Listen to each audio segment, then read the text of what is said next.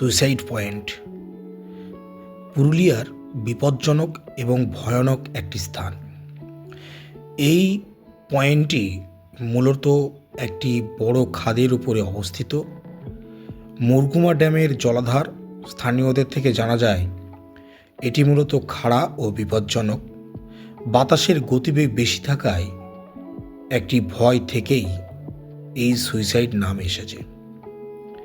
এখানে আবার কিছু জনের থেকে জানা যায় এখানে আত্মহত্যা করার চেষ্টা করেছিল কিন্তু করতে পারেনি। কিন্তু আবার কিছু জনের থেকেও জানা যায় যে এখানে আত্মহত্যা করেছিলেন, তার থেকে সুইসাইড নামটি এসেছে। সতর্কতার কারণে পর্যটকদের কাছে একটি বিশেষ নাম এবং বিশেষভাবে প্রচারিত হয়েছে। এখানে পৌঁছাতে বেশ সময় লাগে, তবুও পর্যটকদের কাছে এই স্থানটি কৌতূহলের, তাই পর্যটক একবার হলেও দর্শন করে থাকেন এই স্থানটি।